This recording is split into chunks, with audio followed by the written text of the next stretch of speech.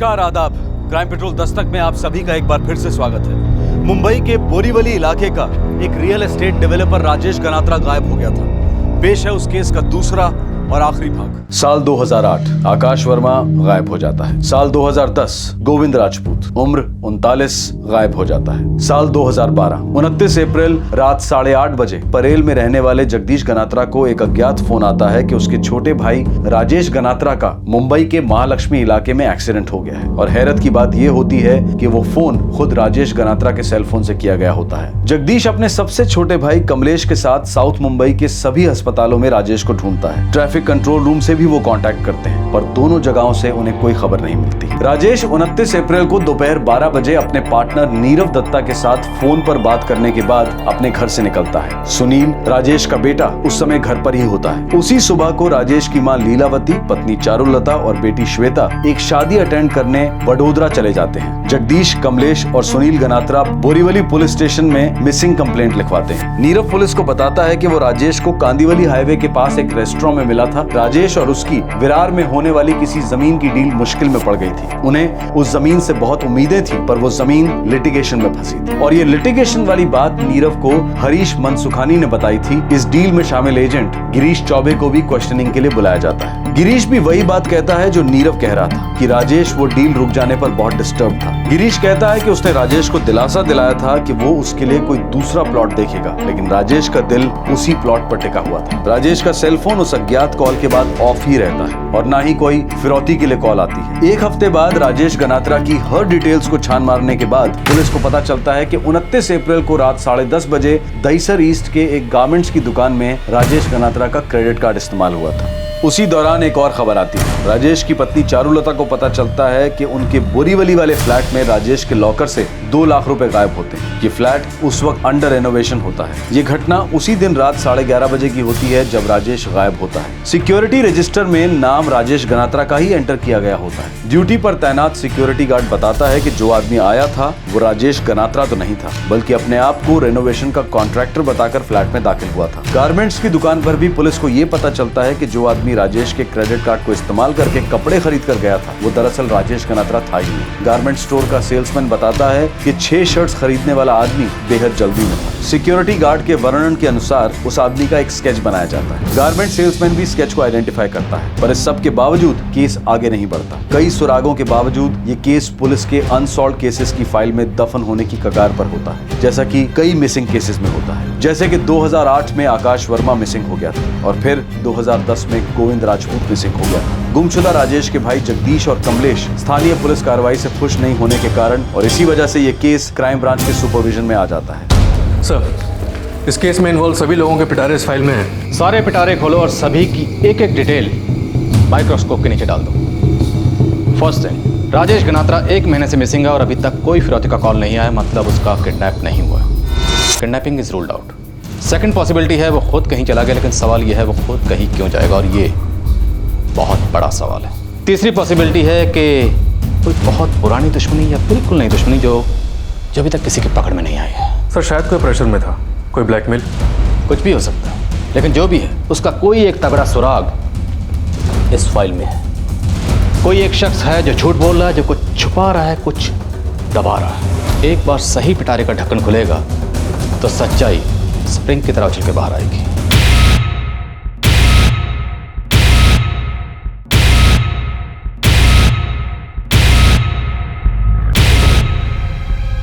क्या हो पापा, कोई टेंशन है? नहीं। चलो शुरू करते हैं। Let's start with the family.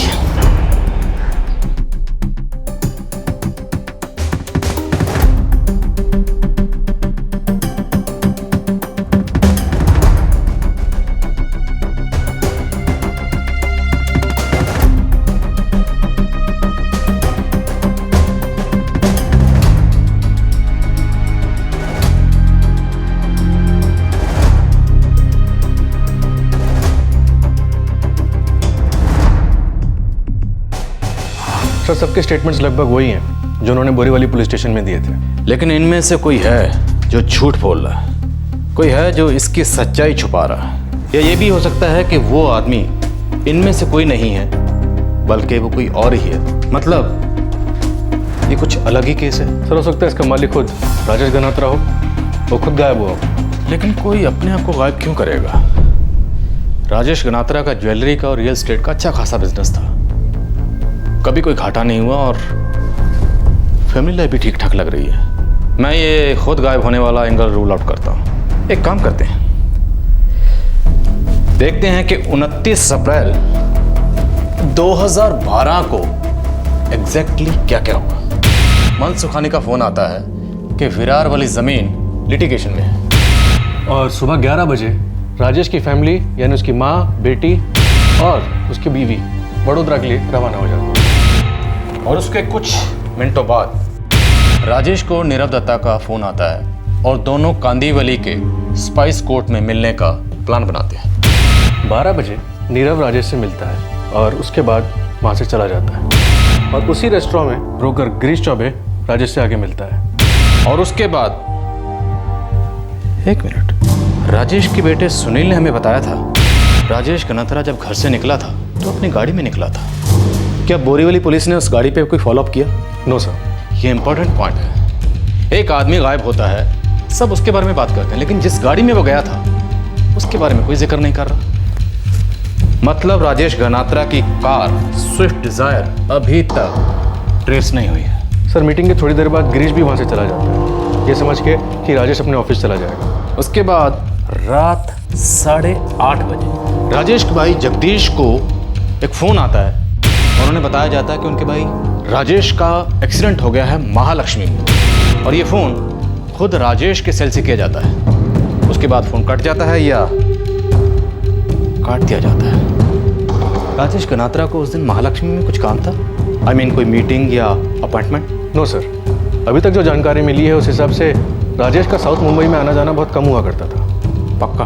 उसकी फैमिली ने तो यही बयान दिया पुलिस स्टेशन में। अब अगर इनमें से कोई झूठ बोल रहा है तो कह नहीं सकते।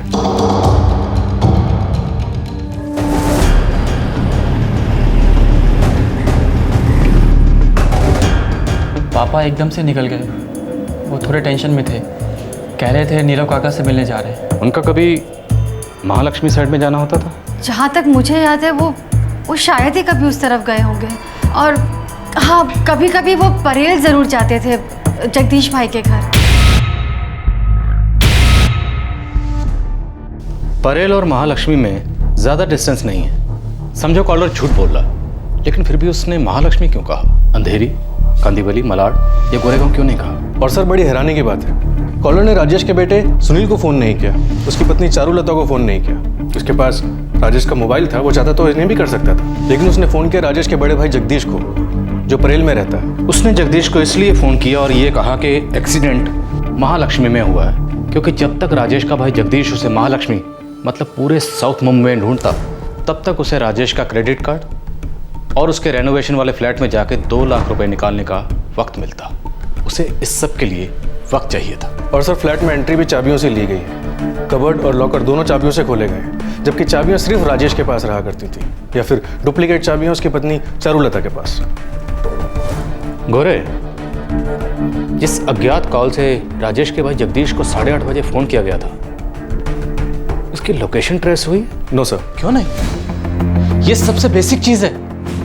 कल सुबह मुझे सबसे पहले उस कॉल की लोकेशन चाहिए। लग जाओ इमीडिएटली। सर।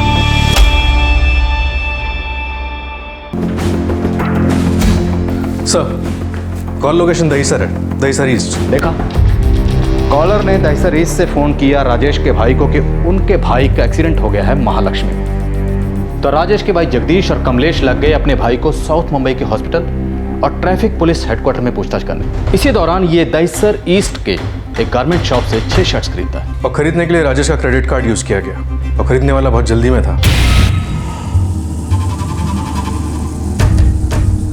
उसके बाद वो राजेश के रेनोवेशन वाले फ्लैट में जाता है और वहां से 2 लाख रुपए लेके गायब हो जाता है। लेकिन सिर्फ 6 शर्ट्स, और वो भी बड़ी हड़बड़ी में। क्यों?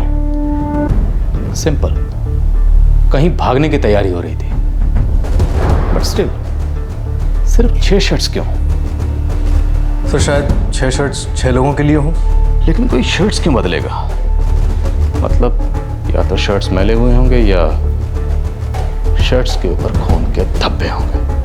एक काम करो, हेडक्वार्टर फोन करो और ज्वाइंट सीपी से कॉल ट्रैकिंग की परमिशन लो। 29 अप्रैल सुबह से लेकर रात तक राजेश गनात्रा के कॉल की हर लोकेशन ट्रैक करो। इस केस की इन्वेस्टिगेशन में बोरीवली पुलिस ने जो कदम उठाए थे, क्राइम ब्रांच उन्हीं कदमों पर चल रही थी। पर इस बार हर कदम हर पहलू की और भी गहराई से जांच हो रही थी। क्राइम ब्रांच ने माइक्रोस्कोपिक अप्रोच ली और यह तरीका रंग लाया। इस केस में कुछ नए एंगल्स उभर कर आए, कुछ नई दिशाएं खुली, लेकिन यह तो सिर्फ एक शुरुआत थी। यह केस क्राइम ब्रांच को भी हिलाकर रख देने वाला था।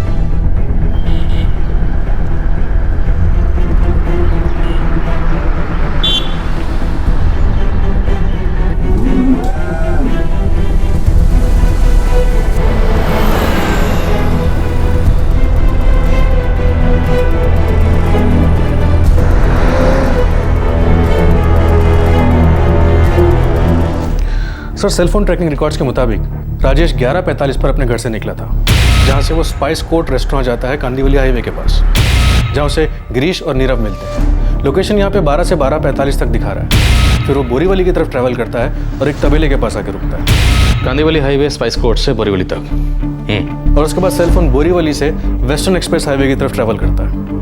इंटरेस्टिंग।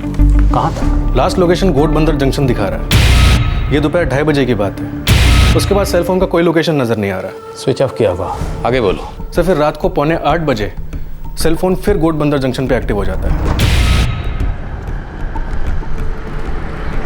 5 घंटे 15 मिनट स्विच ऑफ रहने के बाद फिर एक्टिव होता है। सर, उसके बाद गोट बंदर जंक्शन से सेलफोन दहीसर ईस्ट चेकनागा तक ट्रैवल करता है, जहाँ ठीक 8:30 बजे लास्ट कॉल किया गया था, जो कि राजेश के भाई जगदीश को था, ये बताने के लिए कि राजेश का एक्सीडेंट हुआ है महालक्ष्मी में।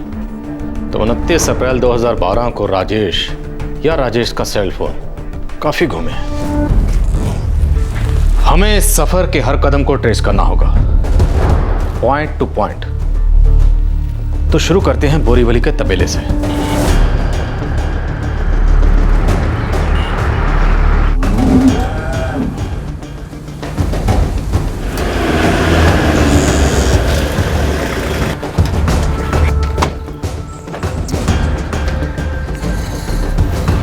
अप्रैल को राजेश गनात्रा यहाँ आया था। राजेश गनात्रा? बोरीवली का प्रॉपर्टी डेवलपर है। 29 अप्रैल को सवा के करीब यहाँ आया था अपनी स्विफ्ट डिजायर गाड़ी में। क्यों? साहब, मैं तो यहाँ सिर्फ तबेला चलाता हूँ, शायद मेरे सेठ से मिलने आए होंगे। कौन है तेरा सेठ? कहाँ है? गिरीश भैया, गिरीश चौबे जी, वो भी जमीन का बिजनेस करते हैं साहब।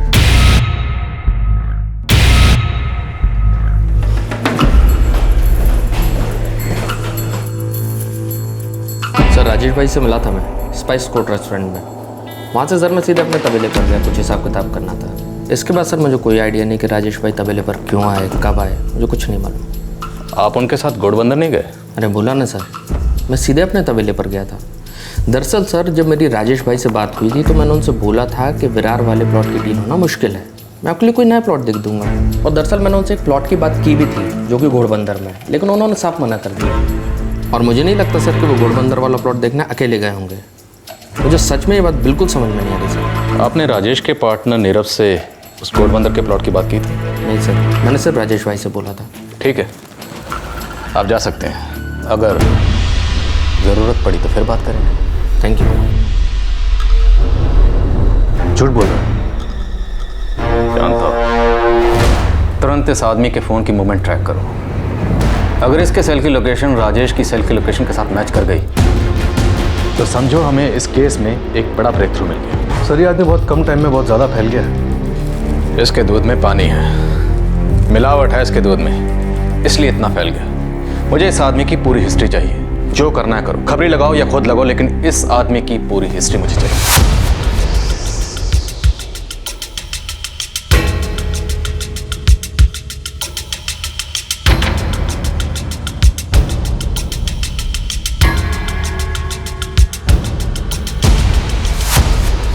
ये लीजिए। Thank you.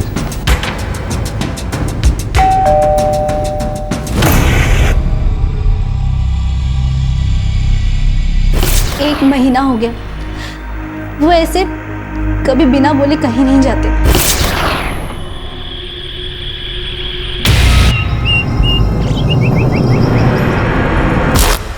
जी, मेरे पति आकाश गिरीश चौबे के लिए काम करते थे।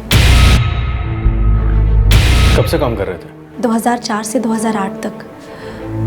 फिर वो गायब हो गए। गिरीश चौबे उन्हें यूपी में हमारे गांव से मुंबई लेकर आए थे। तब से आपके पति कोई खबर नहीं आई, कुछ भी नहीं? जी नहीं सर, पुलिस हर बार कहती कि कोई सुराग नहीं मिला। 2 साल तक पुलिस स्टेशन के चक्कर काटती रही। फिर अपने बच्चों को भी देखना था, इसके लिए काम काज शुरू कर दिया।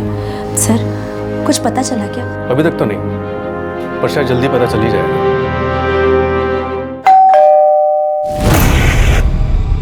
माधुरी राजपूत? जी। जिसका पति 3 महीने से गायब हो, वो सब्र कैसे कर सकता है इंस्पेक्टर? और अब तो 2 साल के ऊपर हो गया है, इनकी कोई भी खबर नहीं है। पर मैं सच कहती हूँ, वो मुझे छोड़कर नहीं गए हैं। वो तो ऐसे बिल्कुल भी नहीं थे। उन्होंने तो नया फ्लैट लिया था और दिन रात मेहनत कर रहे थे उस फ्लैट का लोन चुकाने के लिए। आपके पति गोविंद राजपूत इंश्योरेंस एजेंट थे? जी हाँ। ये गिरीश चौबे से क्या कनेक्शन था उनका? कनेक्शन तो कुछ भी नहीं था सर। गिरीश उनका दोस्त था और गिरीश ने ही तो हमारे फ्लैट की डील कराई थी। वो ब्रोकर है ना। लेकिन कोई बिजनेस डीलिंग? नहीं सर, ऐसा कुछ भी नहीं था। मगर आप गिरीश के बारे में ये सब क्यों पूछ रहे हैं? आप कुछ जानते हैं क्या? मेरे पति के बारे में कोई खबर है क्या आपके पास? मैं आपके आगे हाथ जोड़ती हूँ, आप कुछ तो बोलिए। बहुत जल्द बोलेंगे माधुरी जी, 2 साल रुकी हैं, थोड़ा और सब्र कीजिए।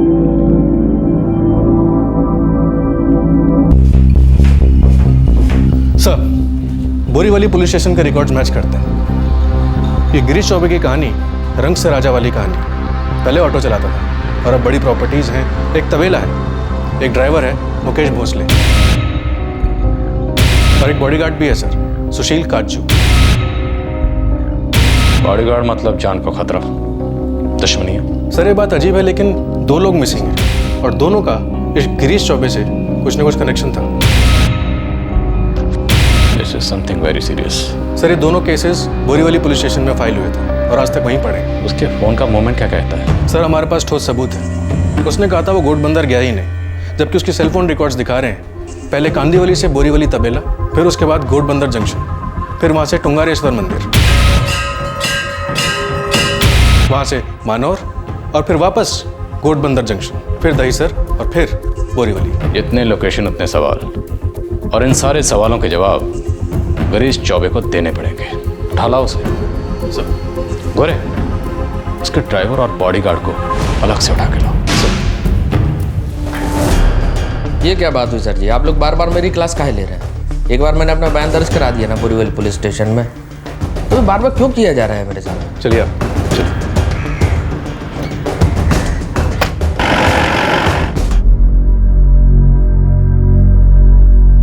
वो लोग कुछ बोल नहीं रहे हैं, लेकिन हो सकता है कि उस ब्रोकर गिरीश चौबे ने कुछ लफड़ा किया है। क्या बोले क्राइम ब्रांच वाले? क्या राजेश गिरीश के साथ थे? डिटेल्स तो कुछ नहीं दी उन्होंने, लेकिन चारू प्लीज प्लीज तुम हिम्मत रखो।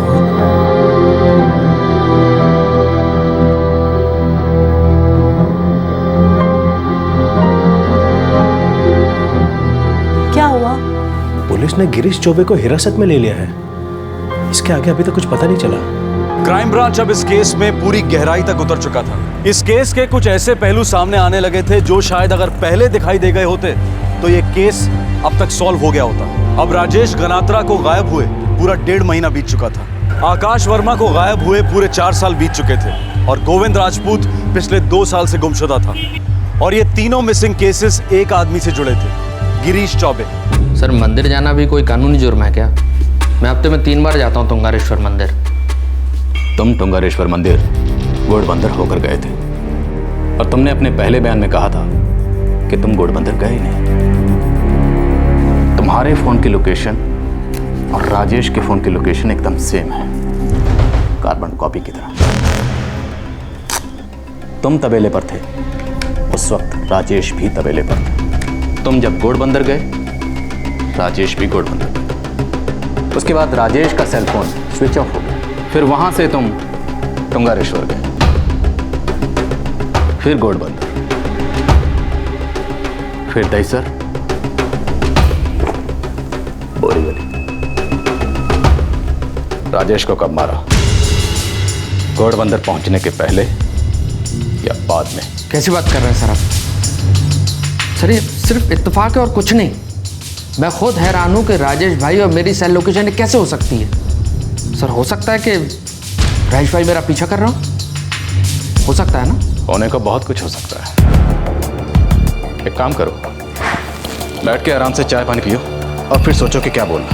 एक टिप देता हूं, if you tell the truth you don't have to remember anything. नहीं समझे? अगर सच बोल दोगे तो कुछ याद नहीं करना पड़ेगा।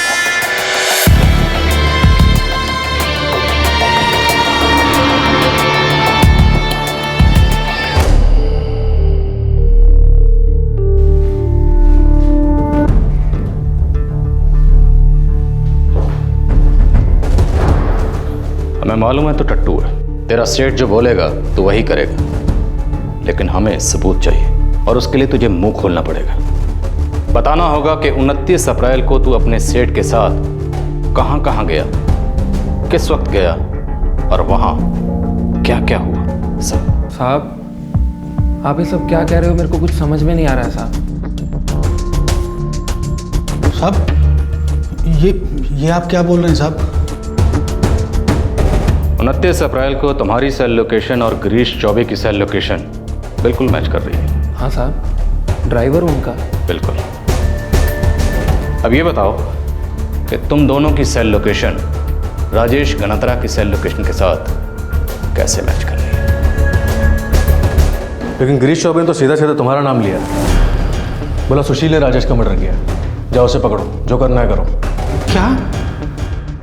तुम्हारा सेठ बहुत चालाक है, जाल काट के निकलना आता है उसको। जैसे पहले 2 केसेस में निकला, आकाश वर्मा और गोविंद राजपूत के, लेकिन इस बार फंस गया। और फंस गया है तो मालूम है क्या बोल रहा? क्या साहब? कमीना बोल रहा है कि राजेश गनात्रा को उसने नहीं, सिर्फ और सिर्फ तुमने मारा। नहीं साहब ये सच नहीं है। साहब मेरी राजेश भाई के साथ क्या दुश्मनी हो सकती है? साहब मैं तो एक मामूली सा ड्राइवर हूँ। मैं तो सिर्फ बॉडीगार्ड हूँ साहब। जहाँ जहाँ गिरीश भाई जाते हैं मैं उनके साथ जाता हूँ साहब। और जो बोलते हैं तुम आके मुंह के कर डालते हो। जैसे कि राजेश गनात्रा को मारने के लिए कहा और तुमने उसे खत्म कर दिया। नहीं साहब, मैंने ऐसा कुछ नहीं किया। मैं तो सिर्फ गाड़ी चला रहा था साहब। तो फिर राजेश गनात्रा को किसने मारा? परवेज आलम और नानक सिंह ने। सुधीर पलसाने भी साथ में था। कौन है ये तीनों? परवेज आलम, नानक सिंह और सुधीर पलसाने। साहब ये सभी गिरीश भाई के लिए काम करते हैं प्रॉपर्टी में। देख तेरे पास ये आखिरी मौका है साबित करने का कि तुमने उन तीनों का साथ नहीं दिया, तो सिर्फ गाड़ी चला रहा। साहब यही सच है। मुझे पूरी सच्चाई चाहिए, हर एक डिटेल चाहिए। कब, क्यों, कहाँ, कैसे, सब कुछ फटाफट बोल डाल, वरना फांसी का फंदा गिरीश चौबे के गले में नहीं, तुम्हारे गले में पड़ेगा।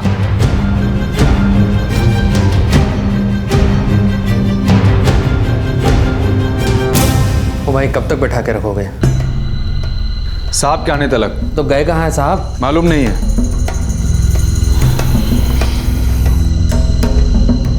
उस दिन दोपहर में हम लोग निकले,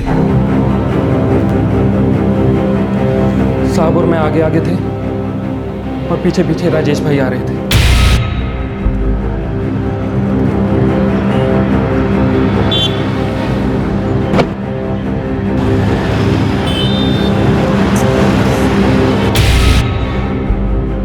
हम लोग गिरीश भाई के तबेले पे पहुंचे। वहाँ उन दोनों के बीच में कुछ बातचीत हुई। फिर राजेश साहब ने अपनी गाड़ी तबेले पे छोड़ दी और हमारे साथ हमारी गाड़ी में आ गए।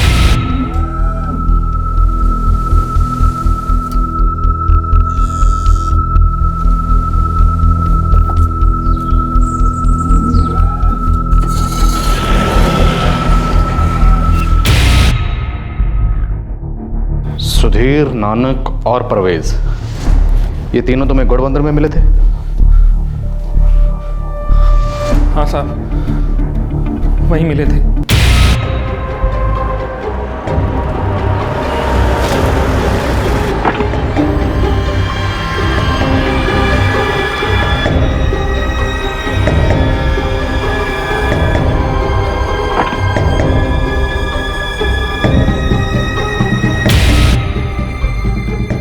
उसके बाद मैं और मुकेश वापस तबेले पर लौटे और गिरीश भाई के फ़ोन का इंतज़ार करने लगे। और गिरीश ने फ़ोन कब किया? शाम को 7 बजे।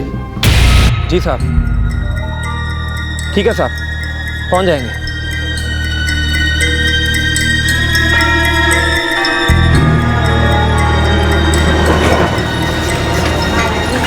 साहब ने बोला राजेश साहब की गाड़ी स्विफ्ट डिजायर दहीसर चेक नाके पे ले आओ।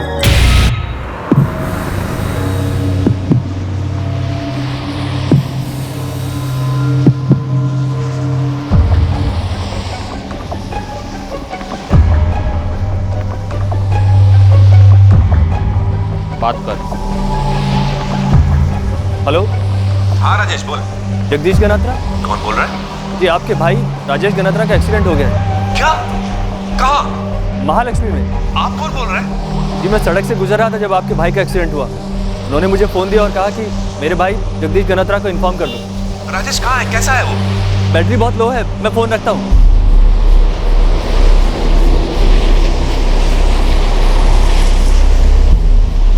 इस हालत में चकना का क्रॉस करना बहुत मुश्किल होगा। परवेज, बाय मोड़ मोड़ मोड़ मोड़, यहाँ तक, ये भी मोड़, ये पकड़। मालूम है ना क्या करना है? जल्दी से जल्दी।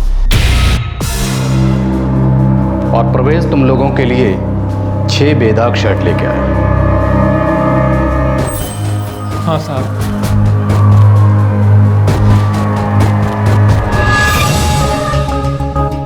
सर कब तक बैठा के रखोगे?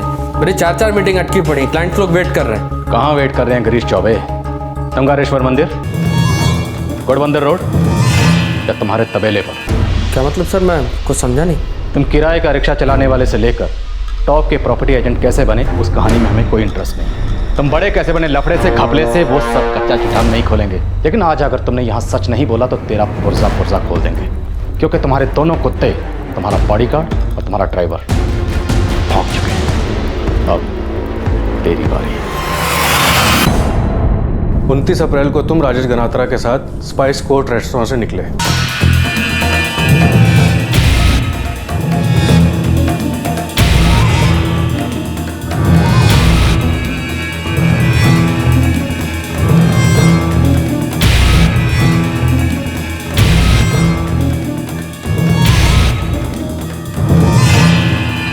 गिरीश चौबे, एक बात बताऊं, आज तक जितने मुलजिम मेरे सामने आए हैं उन पर थप्पड़, मुक्का, लात या इलेक्ट्रिक शॉक नहीं आजमाया मैं। ज्यादातर इससे पहले ही सच्चाई उगल देते। चल, तू भी शुरू हो जा। बोल, राजेश गनात्रा को कैसे मारा और क्यों मारा? सर वो फिरार वाली डील कैंसिल हो गई थी और मैंने एडवांस में पैसे ले रखे थे 5 लाख रुपए राजेश भाई से। डील कैंसिल हो गई तो वो अपने पैसे वापस मांग रहे थे। कोई भी मांगेगा, अपने पैसे दिए हैं तो कोई भी मांगेगा। तू भी मांगेगा, मैं भी मांगूंगा। तो इसका मतलब तुम उसके पैसे वापस नहीं देना चाहते थे।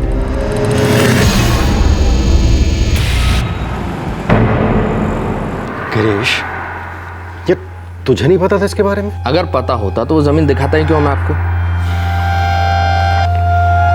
गिरीश, मुझे मेरे 5 लाख रुपए वापस चाहिए, बस। क्या बात कर रहे हैं राजेश भाई? नुकसान मेरा भी हुआ है, खुद के 10 पेटी घुस गए इस प्रोजेक्ट में। तो तुम चाहते क्या हो मुझसे? भूल जाओ पैसे। अरे तुम्हें पता करना चाहिए था जमीन का स्टेटस क्या है, और वो किए बगैर तूने मुझसे 5 लाख रुपए एडवांस ले लिए, वो भी कब? 1 हफ्ते पहले, जबकि तुम्हें पता था कि जमीन की डील होनी पॉसिबल नहीं है। राजेश भाई ऐसा मत बोलिए, मैं आपको बता तो चुका हूं कि अगर पता होता तो बात वहां तक पहुंचती क्या? गिरीश, अब ज्यादा नाटक करने की जरूरत नहीं है। तुमने आज भी मुझे नहीं बताया कि जमीन लिटिगेशन में है, और मुझे पता चला किस? नीरव से। मनसुख खानी का फोन आया था उसके पास। राजेश भाई आज आप आकर हो किस मूड में, ये बताओ पहले आप। मैं आपको खुद फोन करने वाला था लेकिन। हाँ गिरीश, सब समझता हूं मैं। देखो, आज शाम तक मुझे मेरी 5 पेटी वापस चाहिए, नहीं तो बाय गॉड सीधा पुलिस स्टेशन जाऊंगा, तुम्हारे खिलाफ फ्रॉड का केस दर्ज कराऊंगा। मजाक नहीं करूंगा मैं। मजाक नहीं राजेश भाई, अब दिल दुखा दिया आपने। इतनी छोटी सी बात पे इतनी बड़ी टेंशन लेके बैठ गए। अच्छा चलिए उठिए, मैं आपको एक ऐसा प्लॉट दिखाता हूँ जिसको देखकर आपकी तबीयत खुश हो जाएगी। विरार वाला पानी मांगेगा, उसके सामने पानी, एकदम डबल साइज, पेपर एकदम नीट साफ क्लियर। कहाँ पर? अरे यहीं अपने घोड़बंदर, चलिए चल के देखते हैं। गिरीश, वो प्लॉट में देखूंगा, लेकिन ये मत समझना कि मैं अपने 5 लाख रुपए भूल गया। उसका हिसाब तुम्हें क्लियर करना पड़ेगा। राजेश भाई, आप भी यहीं हो, मैं भी यहीं हूँ और पैसे भी यहीं हैं। लेकिन यदि समय पर उस जमीन पर हमने हाथ नहीं डाला तो वो जमीन वहां नहीं रहेगी। बड़ा बिल्डर को भी दबोच लेगा उसको। चलिए आप जल्दी चलिए, देखकर तबीयत खुश ना हो जाए तो बोलो। उसने तुमसे अपने पैसे वापस मांगे तो तुमने उसे मौत दे दी। अरे दो गाड़ी काहे के लिए राजेश भाई? आप मेरे साथ चलिए ना, गाड़ी यहाँ सेफ रहेगी, अपनी बंद है। ठीक है, आप चाबी दे दो, लौटते समय मुकेश आ जाएगा रोड तक लेके गाड़ी। हाँ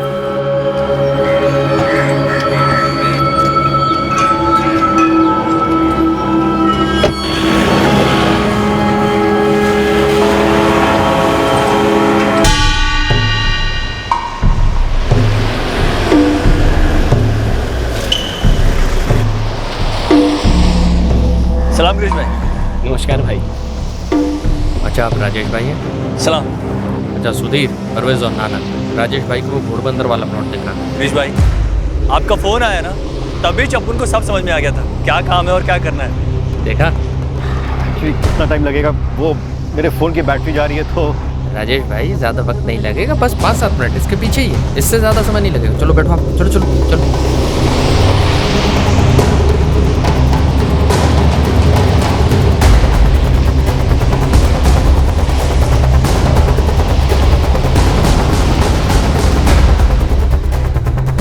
यार 5-7 मिनट तो कब के बीत चुके हैं। कहाँ पर है जमीन? बस राजेश भाई 2 मिनट और लगेगा, पहुंचे जा रहे हैं। हाँ, पर घोड़बंदर तो कब का पीछे छूट गया है। ये तो हम विरार की तरफ जा रहे हैं। अरे राजेश भाई, दरअसल वो भिवंडी रोड है ना, जैसे ही उसको टच करेंगे सामने अपनी जमीन देखेंगे। गिरीश लल्लू समझ रखा है क्या मुझे? कहाँ घोड़बंदर रोड, कहाँ भिवंडी रोड? अरे राजेश भाई, आज आपका वाकई शॉर्ट सर्किट है। मैं दरअसल सोच रहा हूँ कि तुंगारेश्वर मंदिर में दर्शन कर लें। दर्शन इसलिए कि अपनी जमीन की डील बिल्कुल मक्खन माफिक हो।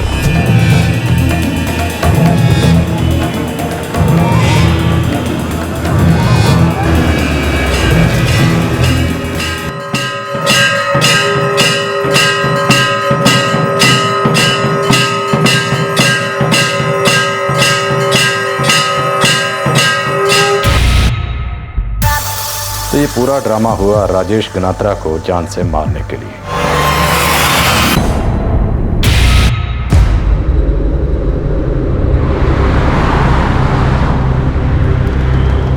गिरीश, ये तुम मुझे कहाँ लेकर आए हो? ये तो मनोज स्टार्ट हो गया है। शॉर्टकट है राजेश भाई। गिरीश, साफ साफ बताओ क्या प्लान है तुम्हारा? क्यों घुमा रहे हो मुझे? देखो, मुझे कुछ ठीक नहीं लग रहा है। हम लोग घर चलते हैं, प्लॉट किसी और दिन देख लेंगे। हाँ नानक, गाड़ी घुमाओ। गाड़ी तो अब नहीं घूमेगी राजेश भाई। मतलब? क्योंकि अब मेरा दिमाग घूम गया है। क्या बकवास कर रहे हो गिरीश? अबे चुप! बकवास तूने की है मुझे पुलिस की धमकी देकर। जानता है मैं कौन हूँ? जानता है? बिद्दी से 5 लाख रुपए, 5 लाख रुपए के लिए तूने मुझे पुलिस की धमकी दी।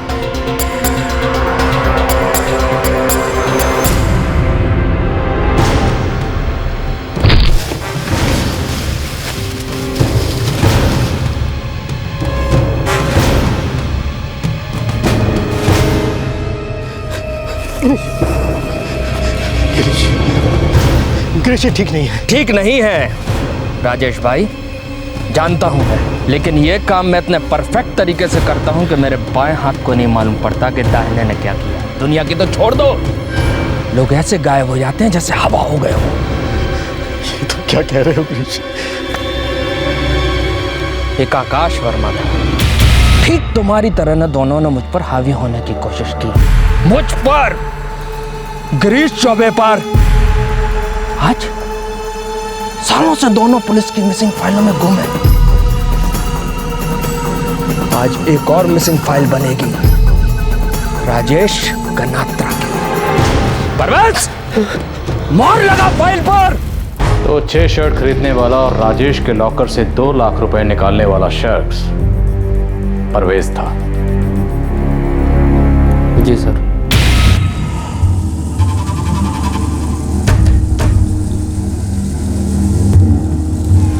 आकाश वर्मा और गोविंद राजपूत को क्यों मारा? आकाश कमीना था साहब, बेकार बैठा था अपने गांव में, तरस खाकर लेकर आया मैं उसको इधर पर। मेरी थाली में थूक दिया, मेरा नाम लेकर मेरे पीठ पीछे अपना धंधा शुरू करना चाहता था, बहुत ऊपर उड़ना चाहता था सर, पर काट दी उसके मैंने, और उसको भी। गोविंद राजपूत सर वो जिस कंपनी में काम करता था वहाँ से मैंने लोन लिया था। जहाँ से तुम एक बार पैसे ले लेते उसे वापस करने की आदत तो तुम्हें है नहीं। सर वो बहुत दिमाग खा रहा था मेरा, हर दिन एक ही बात। राजेश गनात्रा की गाड़ी कहाँ है? Swift Dzire. सर वो गुजरात में भेज दी मैंने गाड़ी। तुम्हारे तीनों आदमी नानक, सुधीर और परवेज इस वक्त कहाँ मिले?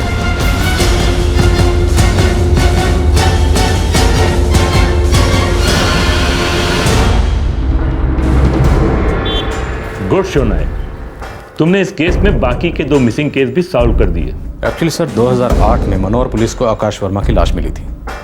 उन्होंने उसके पिक्चर्स भी लिए थे, लेकिन जब कोई सामने नहीं आया तो उन्होंने लावारिस समझकर उसका अंतिम संस्कार कर दिया। सर आकाश की पत्नी गीता वर्मा ने फोटो से ही अपने पति की लाश की पहचान की।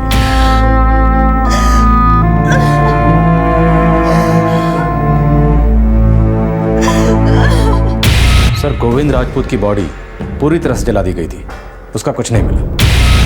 माधुरी जी, गिरीश चौबे और उसके साथियों के बयान हैं हमारे पास, जो ये साबित करते हैं कि आपके पति गोविंद राजपूत अब इस दुनिया में नहीं रहे।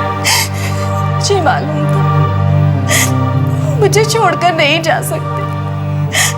प्यार करते थे वो मुझसे। 2 साल से बस मुझे इसी बात का डर था कि कहीं उनके साथ कुछ हो ना गया, और आज ये। सर ये आदमी गिरीश चौबे कोई मेंटली इम्बैलेंस या साइकोपैथ नहीं है, बल्कि एक शातिर क्रिमिनल माइंड है। इसने पहला कत्ल आकाश वर्मा का किया और सालों तक पकड़ा नहीं गया। तब इसकी हिम्मत और बढ़ गई। फिर इसने गोविंद राजपूत के साथ भी वही किया जो इसने आकाश वर्मा के साथ किया, उसमें भी ये डिटेक्ट नहीं हुआ, तो सर ये और ढीठ हो गया। शुक्र है राजेश गनात्रा का केस अनडिटेक्टेड नहीं रहा। 2 महीने लगे, लेकिन कम से कम केस क्लोज हुआ, और साथ में 2 और फैमिलीज को भी एक क्लोजर मिला। सर हम इस गिरीश चौबे की इंटेरोगेशन को जारी रखना चाहते हैं, क्योंकि हो सकता है कुछ और केसेस में कुछ और लोग हों जिन्हें इस गिरीश चौबे ने गायब किया हो, जिनसे इस गिरीश चौबे ने पैसे उधार लिए हों, या जिन्होंने इसे नाखुश किया, क्योंकि इस गिरीश चौबे ने मौत को अपना सबसे आसान पैंतरा बना रखा था।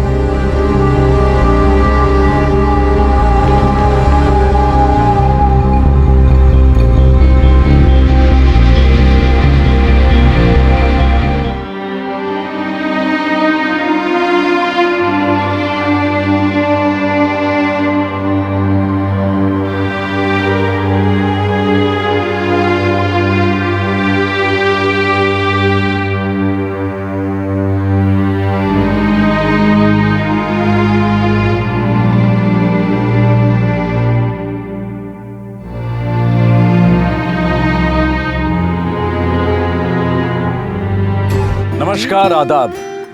आज क्राइम पेट्रोल दस्तक सीजन 4 अपने 200 एपिसोड पूरे कर रहा है। हमने हमेशा कोशिश की है कि हम अपने इस कार्यक्रम का एक अच्छा स्टैंडर्ड मेंटेन करें। आपका भरपूर प्यार हमें इस प्रोग्राम को और बेहतर बनाने के लिए प्रेरित करता रहा है। आपके प्रोत्साहन ने हमारी महत्वाकांक्षाओं को पंख दिए हैं। हम प्रार्थना करते हैं कि आपका और हमारा साथ इसी तरह से बना रहे। दुआ करते हैं कि हम पूरी सच्चाई और ईमानदारी से आपके सामने केसेस पेश करते रहें, और हर एपिसोड से हमें और आपको कुछ नया सीखने को मिले, ताकि हम एक बेहतर और सतर्क नागरिक बन सकें।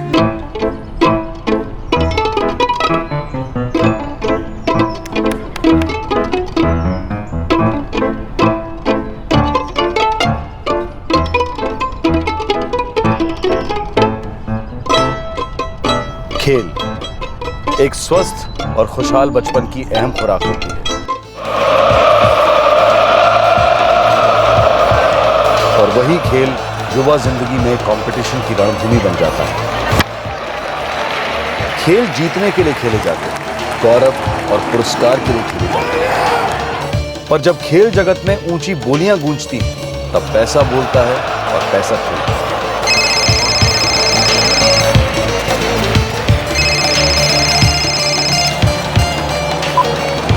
हाँ बोल। अराउंड 11 पक्का जीत रही है, बड़े नोट लगा दे। तेरी इन्फॉर्मेशन सही है ना? 101% रही। सेकेंड हाफ में 3 गोल करेगी। चाहिए तो बोल देता हूँ कौन कौन स्कोर करेगा।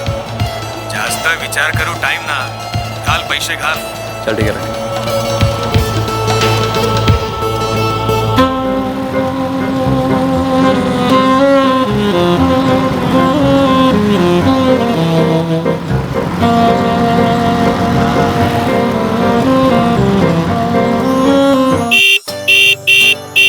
Peter, hi grandpa. Come on, fast. Philip, mama, grandpa आ गए, मैं जा रहा हूँ, ठीक है? अरे पीटर, ग्रैंडपा को चाय तो पी के जाने को बोलो। ज्यादा खुश मत हो, गाड़ी तू नहीं ग्रैंडपा चलाएंगे। ये चुप बैठ, मुझे कोई लाइसेंस नहीं चाहिए। चलिए ग्रैंडपा। आजा बेटा, आजा अरे जल्दी से। पापा, अंदर तो आइए, चाय पी के जाओ ना। नो थैंक यू नितालिया, चाय फिर कभी।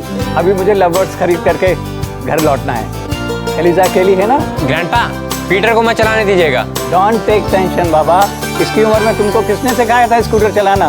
Mister Philip Rogerio. अपना काम करना, मेरे पीछे पड़ा रहता है।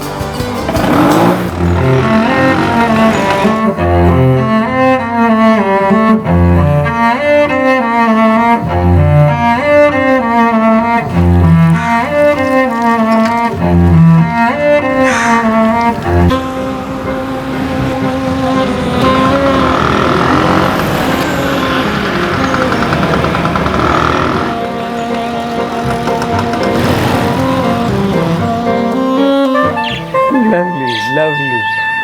Uncle. Oh, Sam. They are beautiful.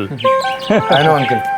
मैं इनसे बहुत प्यार करता हूँ, लेकिन अब संभाल नहीं सकता। Actually mom dad full day काम पे रहते हैं और ग्रैनी की डेथ के बाद इम्पॉसिबल हो गया है। मैं इनको बहुत प्यार भी करूँगा और इनकी पूरी देखभाल भी करूँगा।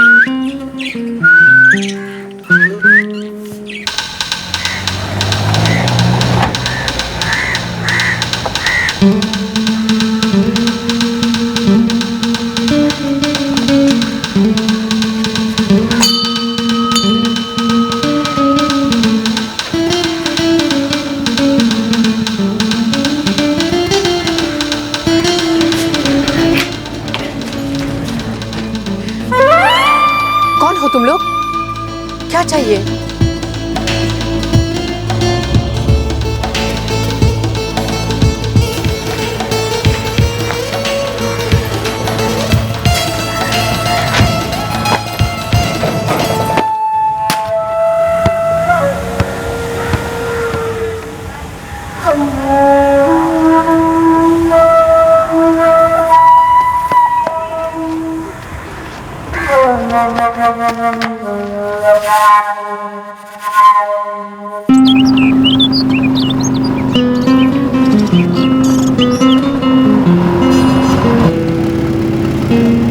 मई 2012 साउथ गोवा का एक खूबसूरत शांत गांव वेलेम एक सीनियर सिटीजन की भयंकर हत्या से हिल गया। जब यह हादसा हुआ तब एलिजा रोजेरियो अपने घर पर अकेली थी। उनके पति जेकब रोजेरियो पास के चिंचिनम गांव में लव बर्ड्स खरीदने गए थे अपने पोते पीटर को साथ लेकर। लेकिन उन्होंने कभी सपने में भी नहीं सोचा होगा कि जब वो घर पहुंचेंगे तो उनका अपना प्यार का घोंसला उजड़ चुका होगा। पर लव बर्ड्स की मीठी चहक की तरह क्या इस हत्या के पहले कोई दस्तक सुनाई दी थी?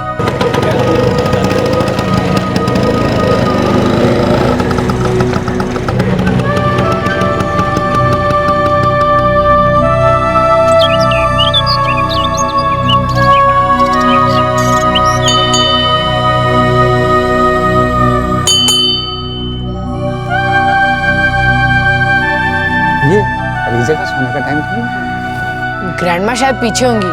चलो देखते हैं।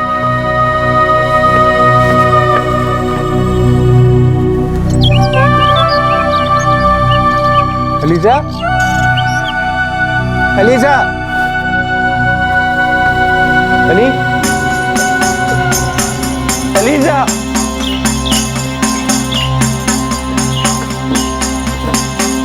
एलिजा।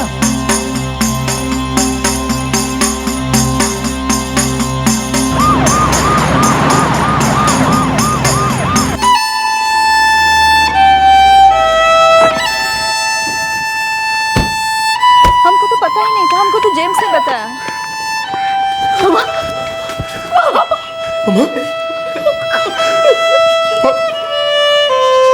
क्या कर रहा है?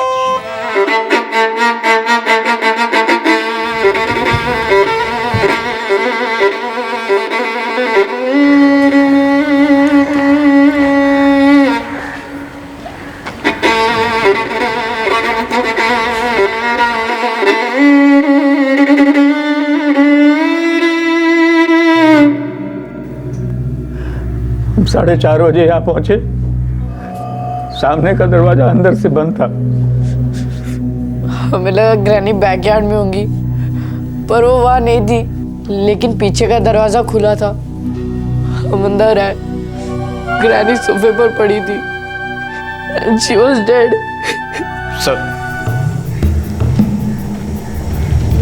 सर चोरी का कोई निशान नहीं है। घर में किसी भी चीज़ को टच नहीं किया गया है। ये तो कह रहे थे सामने का दरवाजा बंद। सर अंदर एक कबर्ड है, उसमें और बाकी घर में काफ़ी सारी कीमती चीज़ें हैं। पैसे वाले लोग हैं। शायद ऐसी कोई चीज चोरी हुई हो जो हमें दिखाई नहीं दे रहा है। ये लोग सिर्फ एक बूढ़ी औरत को मारने आएंगे ना।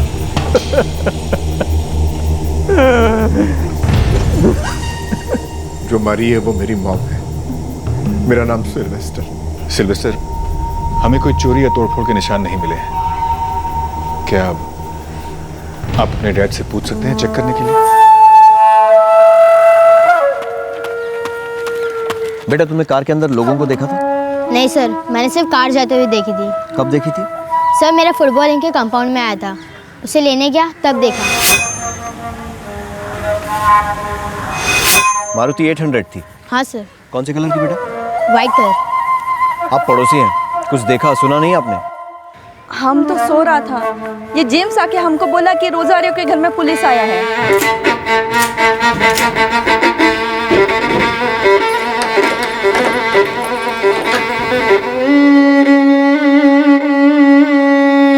लॉकर?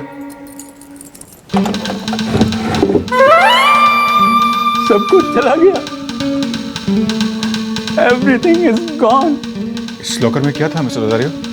3 लाख कैश और 6-6.5 लाख का ज्वेलरी। लॉकर की चाबी हमेशा उस की रैक में ही रखते थे?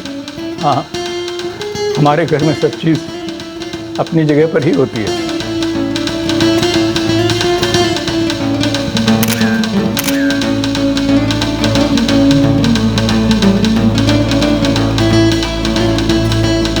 सर पड़ोसी सिक्वेरा के बेटे का कहना है कि उसने ठीक 4:10 पर यहाँ से एक सफ़ेद मारुति 800 जाते देखी। और ठीक 20 मिनट बाद यानी 4:30 बजे रोजारियो अपने पोते पीटर के साथ घर वापस आते हैं और आकर देखते हैं कि मिसेस रोजारियो की लाश पड़ी है। और हमें अभी भी पता चला है कि लॉकर से चीज़ें निकाल ली गई, लेकिन लॉकर को तोड़ा नहीं गया। घर में किसी और चीज़ को हाथ नहीं लगाया गया। बाकायदा की रैक से चाबी निकाल कर लॉकर खोल कर उसके अंदर की चीज़ें निकाल ली गई। सिर्फ मर्डर का केस नहीं लगता सर। रोजारियो अपने पोते पीटर के साथ चिंचिन गया था ना सर, लव बर्ड्स खरीदने। I think it's a properly planned attack.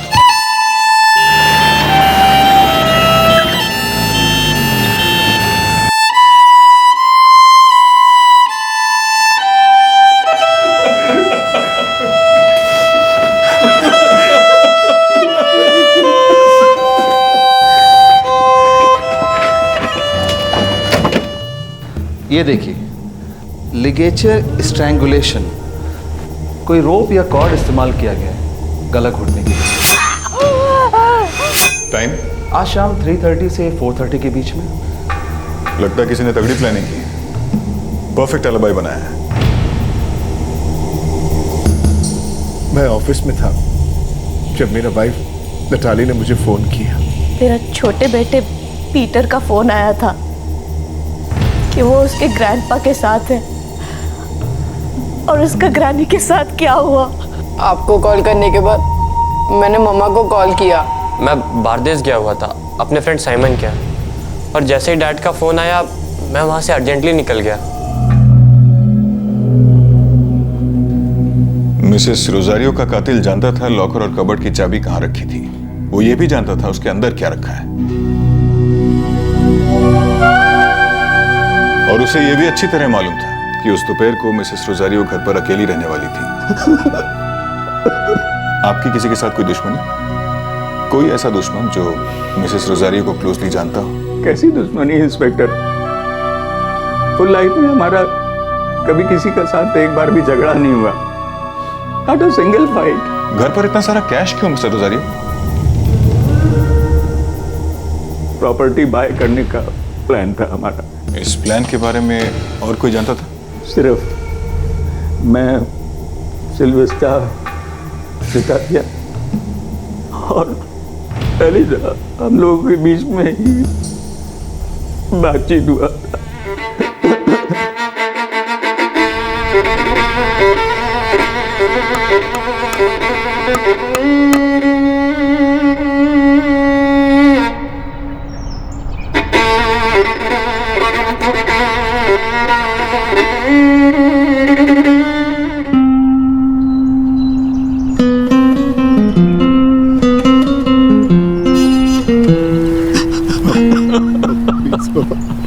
Please पापा।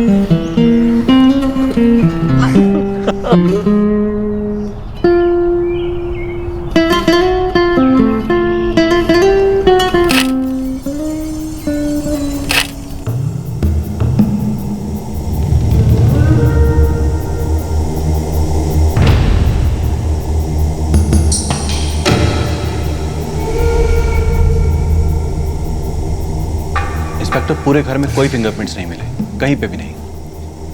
ये देखिए, टायर के निशान। पड़ोसी का लड़का जेम्स इक्वेरा शायद ठीक कह रहा था, छोटे टायर हैं, मतलब मारुति 800।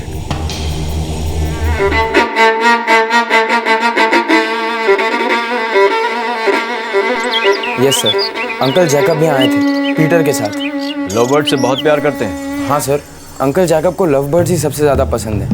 मैं पीटर और फिलिप को बहुत अच्छे से जानता हूँ, उनके ग्रैंडपा अंकल जैकब को भी। ऐसे ही आए थे या फ़ोन करके आए थे? मैंने ही फिलिप और पीटर को कहा था कि मैं अपने लव बर्ड सेल करना चाहता हूँ। आई थॉट शायद उनके ग्रैंडपा खरीदने में इंटरेस्टेड हों। फिर उन्होंने मुझसे कहा था कि वो किसी दिन बर्ड्स देखने आ जाएंगे।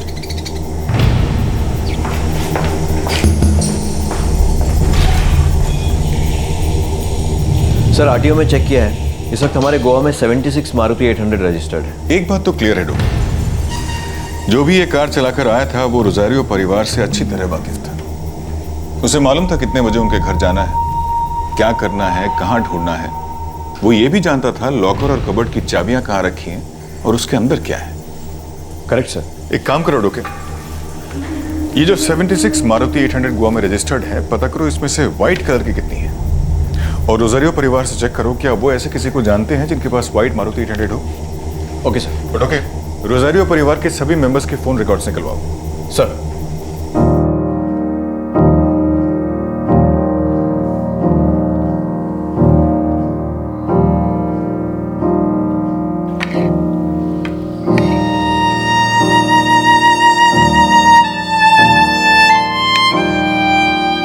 डैड, अब कुछ दिनों के लिए हमारे साथ रहने के लिए आ जाइए।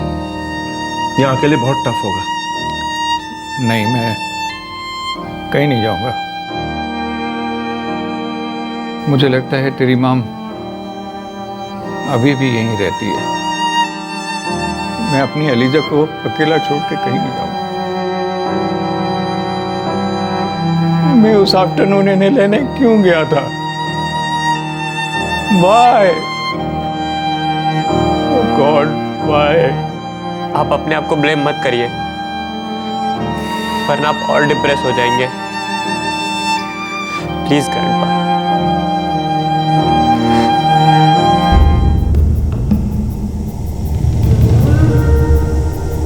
सर, जेकब रोजारियो का फोन लोकेशन था चिंचनी। पीटर का भी वही था, सेम, जहां वो दोनों लव बर्ड्स खरीदने गए। Oh Sam, they are beautiful. Sylvester अपने ऑफिस में था मडगांव में, एक प्राइवेट फर्म में अकाउंट्स मैनेजर। नैटली अपने घर पर थी, रावन फोन मडगांव में, और बड़ा बेटा फिलिप बारदेज में था अपने दोस्त साइमन गोंजाल्वेस के घर पर। हे, हाय साइमन। अरे हाय फिलिप, क्या बोल रहा है यार? बस, कौन जीत रहा है? बैठ देखते देखते। शायद इसमें किसी की पर्सनल इन्वॉल्वमेंट नहीं है, क्योंकि इनमें से कोई भी उस दिन वेलिम गांव के आसपास नहीं था जहां रोजारियोस रहते हैं। सर, सारे के सारे 76 मारुति 800 कार ओनर्स को भी स्कैन किया।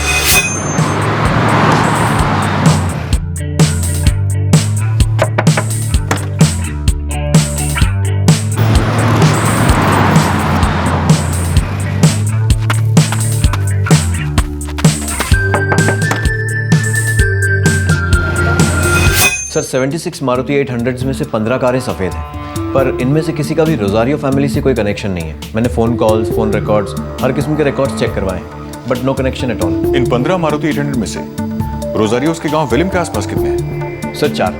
चारों को बुलाओ। 15 मई 2012। जी हाँ, 15 मई 2012। मैं बाम्बोली में जा रहा था बहुत ज़रूरी काम से। मुझे यहाँ क्यों बुलाया गया? 15 मई 2012 दोपहर के 3, साढ़े 3 बजे आप और आपकी सफेद मारुति 800 कहाँ थे मिस्टर परेरा? 3:30 बजे मुझे लगता है मैं उस वक्त पणजी जा रहा था।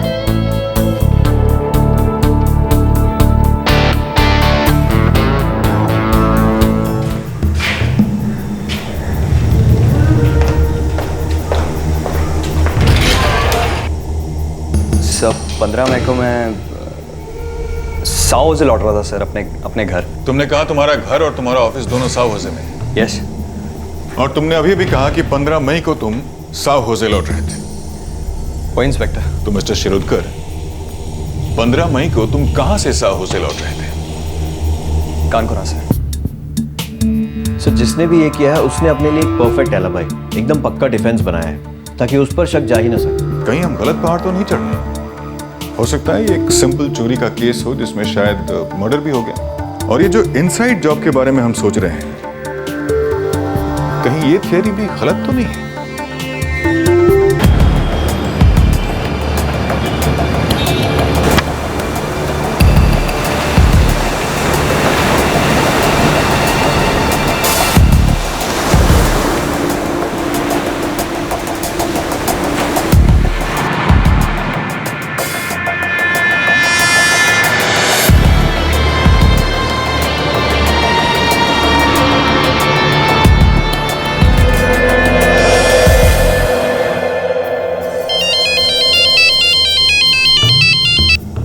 हाँ जॉर्ज बोल। सर अपने गोवा में कोई भी मूवमेंट नहीं है किसी भी हिस्ट्री शीटर की, और मार्केट में ना कोई गर्म कैश आया है और ना कोई गर्म ज्वेलरी। रोजारियो फैमिली की क्या हिस्ट्री? क्लीन हिस्ट्री है सर। सर कोई लफड़ा नहीं किसी के साथ, कुछ भी नहीं है सर। डिसेंट फैमिली एकदम। लड़का है सिल्वेस्टर, ऑनली सन है सर, एकदम से डिसेंट आदमी है सर। रोजारियो फैमिली की बहू नताली। कोई सास बहू का ड्रामा नहीं है सर, और साथ में दोनों बच्चे हैं फिलिप और पीटर। सब पढ़ाई में एकदम टफ और फुटबॉल में उनकी जान अटकी रहती है।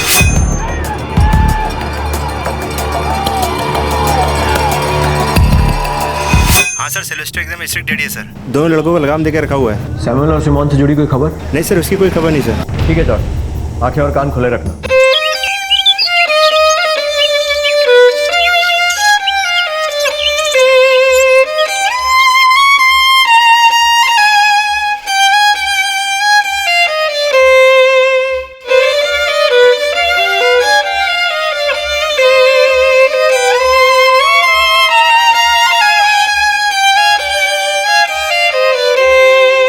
अजीब बात है, एक भी क्लू, एक भी सुराग हमारे हाथ नहीं लगा। इतनी परफेक्ट प्लानिंग कैसे हो सकती है? किसकी हो सकती है? 3 लाख कैश और 6 लाख की ज्वेलरी चुराई गई, लेकिन घर में किसी और चीज को हाथ नहीं लगाया गया। डोके, हमें कैसे पता चला कि एग्जैक्टली 3 लाख कैश और 6 लाख की ज्वेलरी चोरी हुई है? सिल्वेस्टर, हमें कोई चोरी या तोड़फोड़ के निशान नहीं मिले। सब कुछ चला गया। इस लॉकर में क्या था मिस्टर रोजारियो? 3 लाख कैश और 6 साढ़े 6 लाख का ज्वेलरी। क्या ये हो सकता है कि लॉकर में कभी कुछ था ही नहीं? मतलब सर? मतलब हो सकता है ये सिर्फ एक मर्डर केस हो और कुछ नहीं।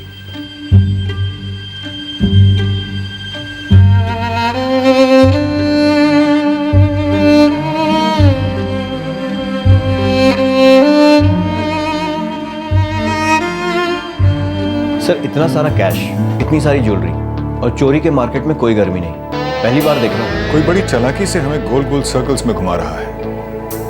हम एप्पल को ऑरेंज समझ रहे हैं और बास को लव बर्ड समझ रहे हैं। किसी भी शहर, गांव या कस्बे में एक सीनियर सिटीजन पर कातिलाना हमला उस इलाके को झकझोर कर रख देता है, उस इलाके के सेफ्टी फैक्टर पर सवालिया निशान लगा देता है।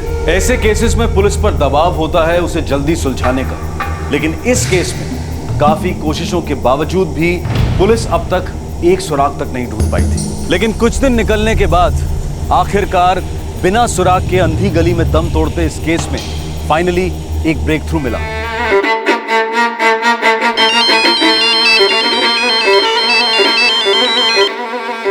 हाँ जॉर्ज बोल। सर पंजे में कोई ज्वेलरी का सेल हुआ है सर, एकदम गर्म ज्वेलरी है सर। दुकान का नाम बोल।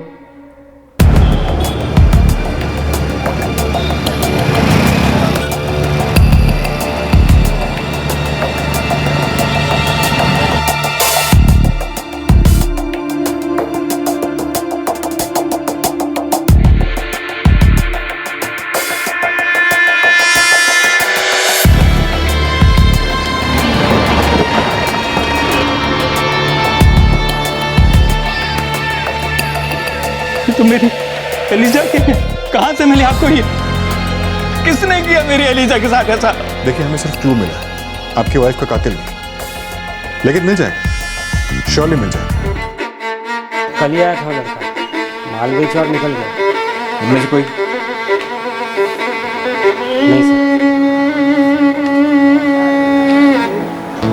ना ये नहीं, ये कोई भी नहीं। नहीं सर। फर्स्ट टाइम लग रहा था। पहले भी आया था हमारे। ये बात पहले क्यों नहीं बताई? कौन था वो? Sir Xavier Carvalho.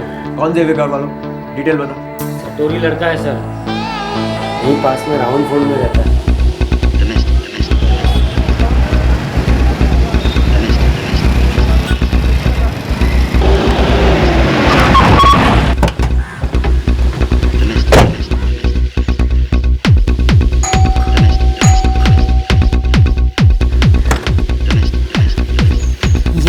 Xavier Carvalho कौन है?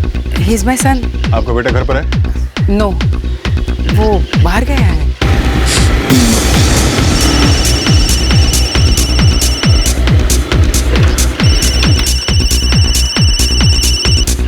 क्या मॉम? बेटा तुम कहाँ हो? क्या हुआ मॉम? बेटा कुछ प्रॉब्लम हो गई, तुम जल्दी घर आ जाओ। क्या हुआ मामा? कुछ तो बोलो। आई सेड सेवियर तुम अभी घर आ जाओ।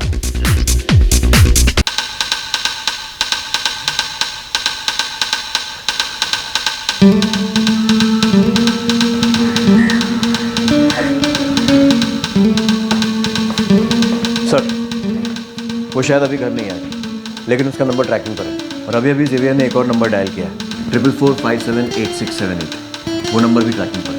मिसेस करवालो, आपका सन जेवियर सीरियस प्रॉब्लम है, अच्छा होगा वो हमारे हाथ लग जाए। मैं आपके घर के बाहर कांस्टेबल छोड़ के जा रहा हूँ, लेकिन जेवियर को इस बारे में कोई खबर नहीं होनी चाहिए। Yes inspector.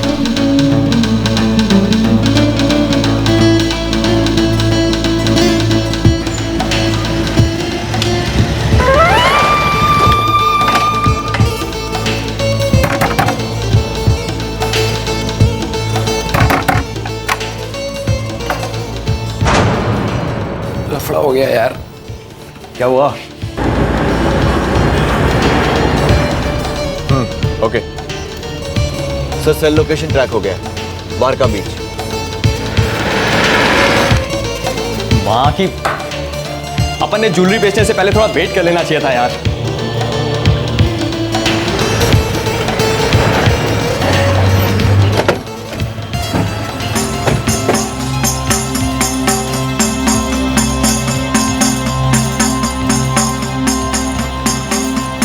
मम्मा की आवाज से मैंने पकड़ लिया था कि मेरे घर आए हुए हैं, मैं और कहीं नहीं जा सकता था, इसलिए तुम्हारे पास आया राजेश।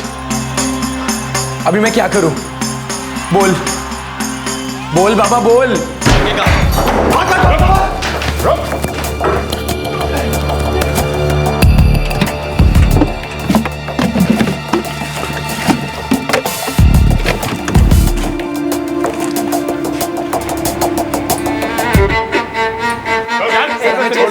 सर छोटा मोटा धंधा करते सर, एक सेकंड यार, हमने कुछ नहीं किया सर। राजेश शिरोडकर एक सफेद मारुति 800 का ओनर था, जिसे पुलिस ने पहले क्वेश्चनिंग के लिए बुलवाया था, लेकिन उस वक्त राजेश ने पुलिस को चकमा दे दिया था। पर इस बार बच निकलने का कोई चांस नहीं था और ना ही अपने जुर्म को छुपाने का।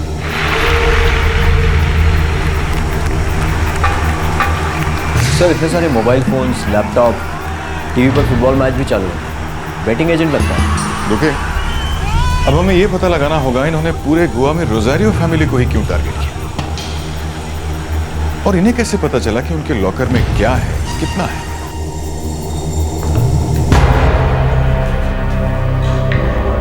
तू बेटिंग एजेंट है? हाँ सर। और ये जेवियर तेरा पार्टनर? सर मैंने सिर्फ अपनी मारुति पी थी सर। 15 मई को मेरा मर्डर से कोई लेना देना नहीं है सर। तो मिसेस रोजारियो को तूने मारा? मैं तो वहां था भी नहीं, मैंने बस ज्वेलरी बेची सर। तूने नहीं मारा? तूने नहीं मारा तो फिर किसने मारा? मिसेस रोजारियो का गला घोंटकर उनका मर्डर किसने किया?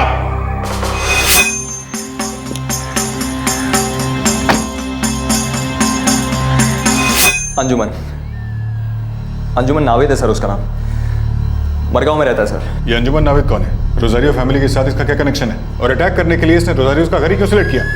घर उसने सिलेक्ट नहीं किया सर। तो किसने किया?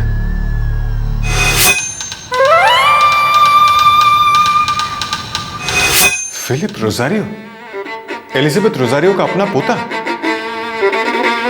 Yes sir.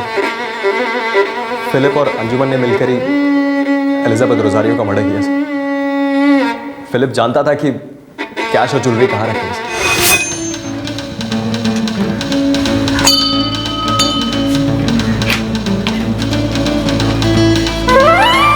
कौन हो तुम लोग?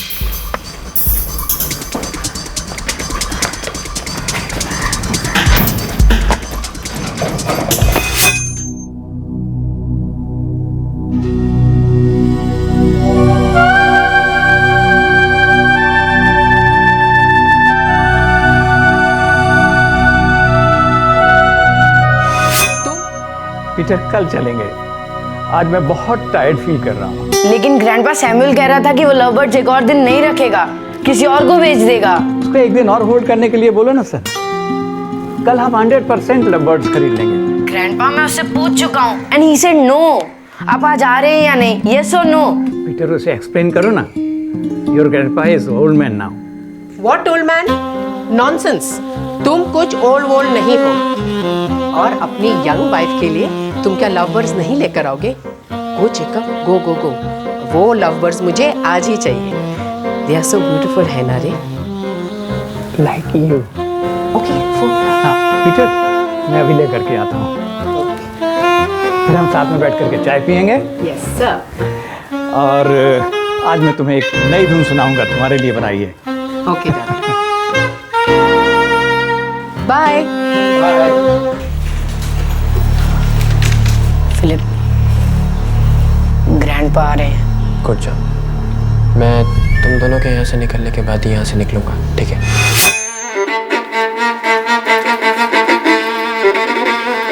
फिलिप, फिलिप, एक बार बोल दे बेटा, एक बार बोल दे कि ये सब झूठ है। बोल दे बेटा, टेल हिम, या टेल हिम।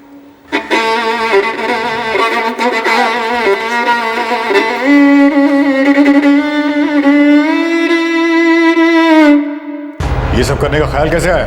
सर, घर पर आराम कर रहा था, अब जिंदगी भर जेल में आराम करेगा। चलो उधर। इस उम्र में इतना शार्प क्रिमिनल माइंड, ये बहुत डरावनी बात है। तुम लोगों ने ऐसा किया क्यों? अपनी ग्रैनी को मार डाला क्यों?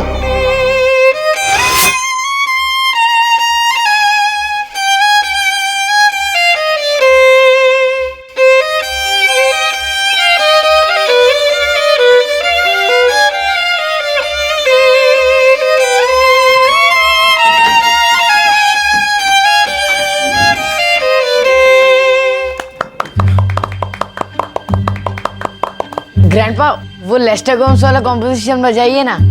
ओ, मैंने तो वो 10,000 टाइम्स सुना है। तुम लोग कैरी ऑन करो, अब तो मेरा सिएस्टा का टाइम हो गया। जेकब, मुझे 1 घंटे के बाद जगाना।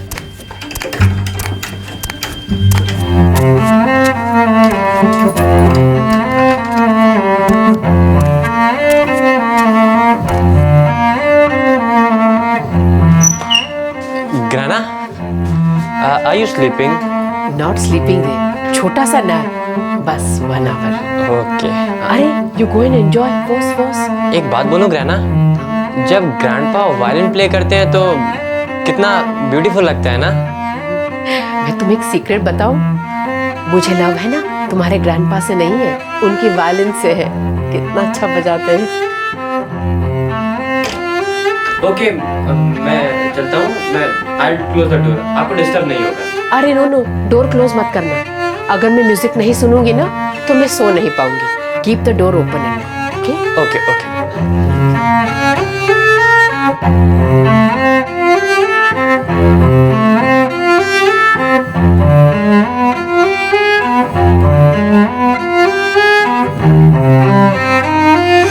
हमने 2, 3 इनफैक्ट 4 टाइम्स ट्राई किया पर कभी सक्सेस नहीं हुए। फिर हमने प्लान बी यूज़ किया। Plan B? लव बर्ड्स वाला प्लान। हमें मालूम था कि ग्रैंडपा लव बर्ड्स के लिए बहुत क्रेजी हैं और हमें लगा कि उनके घर से दूर जाने से हमारा काम और भी आसान हो जाएगा। और ग्रैनी को मारकर काम तो और भी आसान हो गया।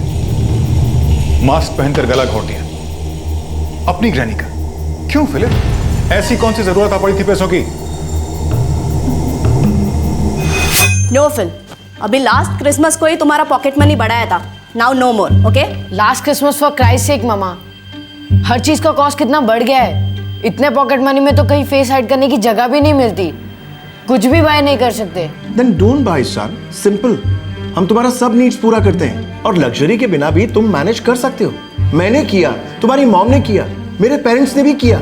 शीट कॉडी के अलावा कुछ नहीं था हमारे पास। इतना सा करी, इतना सा rice and just 1 piece fish, that's it। Again dad, not the same lecture। आपकी जनरेशन शीट कोड़ी और सिंपल लाइफ से खुश थी, बट नॉट अस।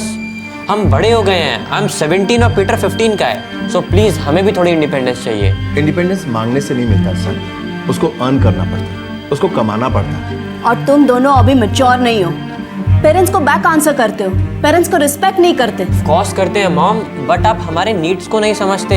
फिलिप, तुम नीड्स और वांट्स को कंफ्यूज कर रहे हो। तुम्हारे पास में क्या नहीं है? You've got home, you've got studies, you've got cycle, everything you have। This is the time जब तुम अपने दिमाग को अपने सेल्फ डेवलपमेंट पे, अपना पढ़ाई पे और अपने हेल्थ पे लगाओ। And what about fun dad? हम इस एज में एंजॉय नहीं करेंगे तो कब करेंगे? And for God sake, enjoyment free में नहीं आती, उसके लिए पैसे लगते हैं। इसलिए प्लीज आप लोग हमारी पॉकेट मनी इंक्रीज करिए।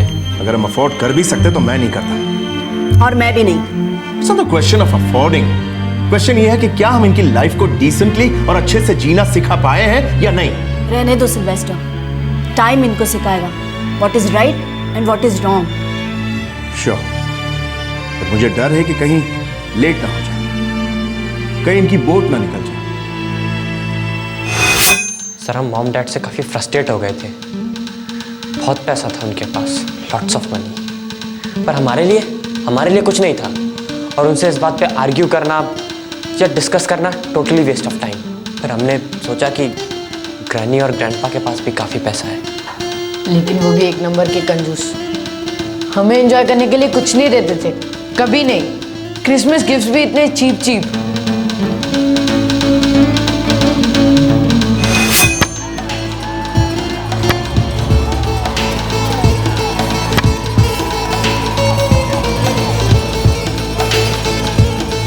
यार तुम दोनों रोजारियो ब्रदर्स, भीख मांगना बंद करो और खुद के पैसे कमाओ। क्या करें, नोट्स की जेरोक्स कॉपीज बनाए क्या? नहीं यार, 10 रुपया डालो 100 निकालो, 100 डालो 1000 निकालो। लेकिन मनी कहाँ डालना है? मेरा एक दोस्त है राजेश शिरोडकर। अराउंड 11 पक्का जीत रही है, बड़े नोट लगा दे। कौन है ये?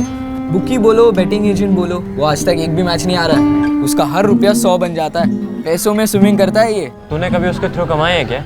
अबे मैं उसके साथ ही काम करता हूँ बूंदिया। अपने क्लब्स के जितने भी फुटबॉल गेम्स होते हैं ना, वो सब मैं ही बैट करता हूँ और कुछ तो वो फिक्स भी करता है। या मैंने भी सुना है कि मैचेस फिक्स्ड होते हैं। नया नहीं है ये, हमेशा से होते आ रहा है। स्पोर्ट्स भी तो बिजनेस है ना बॉस। 2000 ना? क्या पॉकेट मनी लगा रहे हो अपनी? एक काम करो, घर जाओ और घर जाके जैसे गुड्डा गुड़िया खेलते हैं ना, वैसे बैटिंग वैटिंग खेलो वहाँ पे। ब्रो डोंट लाफ यार, हम स्टार्टिंग 2000 से कर रहे हैं, आगे और भी लगाएंगे। डार्लिंग 2000 से कुछ नहीं होता, समझा? स्टार्टिंग बेट 10,000 bucks और वो भी बोंदिया लोगों के लिए। बोंदिया समझता है? हाँ? कच्चा नींबू, स्मॉल फ्राई। बट हमारे पास इतना मनी नहीं है। अबे है ना, झूठ मत बोल बे। तुम्हारी ग्रैनी और ग्रैंडपा पैसों की खेती है उनके पास, और वो सब तो तुम्हारा ही होने वाला है ना। लेकिन कब? जब तुम दोनों बूढ़े हो जाओगे तब तब तक तो तुम दोनों के पैसे भी सड़ जाएंगे और तुम दोनों की लाइफ भी। Hey Anjuman, what do you want to say? थोड़ा क्लियर बोलना हमको। सुन, अभी के लिए अपने ग्रैनी और ग्रैंडपा का पैसा लगा दो। 10 का 100 बनाओगे, 100 का 1000, 1000 का lakh, may be crores, who knows. जितना ज़्यादा रिस्क उतना ज़्यादा पैसा।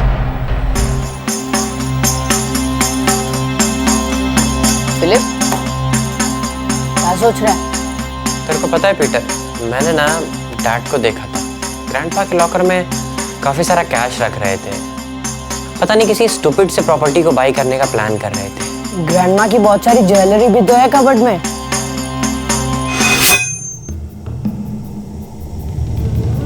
पैसे चुराने के प्लान्स फेल हुए तो तुम लोग और फ्रस्ट्रेट हुए, फिर सोचा ग्रैंडमा को ही मार देते। हाँ?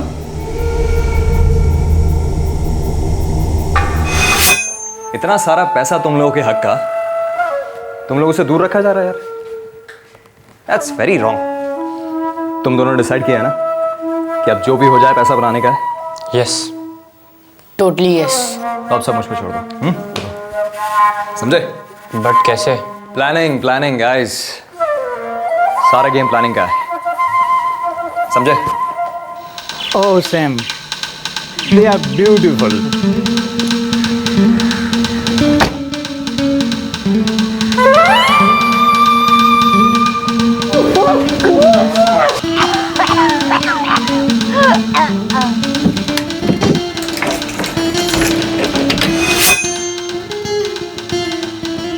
ग्रैनी के घर जाने से पहले मैं अपने दोस्त साइमन के यहाँ गया। वहाँ पर मैंने उसे बिना बताए मैंने अपना मोबाइल उसके बाथरूम में रख दिया। हाय साइमन। हाय फिलिप, क्या बोल रहे हैं? बस कौन जीत रहा है यार?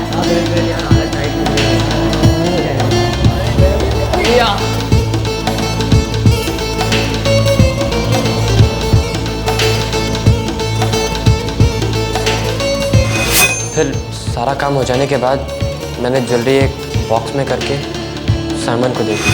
हे हाय साइमन। अरे हाय फिलिप। यार ये मेरा एक इम्पोर्टेंट आइटम है, इसे कुछ दिनों के लिए अपने पास रख ले, फिर मैं बाद में ले जाता हूँ। कोई बात नहीं यार, टेंशन मत ले। चल बाय। उसे बिना ये बताए कि उसके अंदर क्या है, और फिर मैंने चुपके से उसके बाथरूम से अपना मोबाइल ले लिया। हमने थोड़ा वेट किया आप लोगों की इन्वेस्टिगेशन ठंडा होने तक का, और फिर जैसे राजेश ने कहा था, हमने सारी ज्वेलरी जेवियर को सेल कर दी।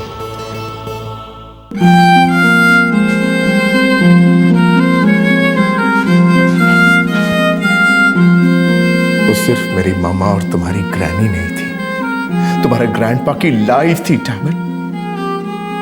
उनके वायलिन का म्यूजिक थी वो, और तुम दोनों ने मेरे डैड का हौसला ही उछाड़ दिया। God will forgive you. मैं तुम दोनों को forgive नहीं करेगा। Never.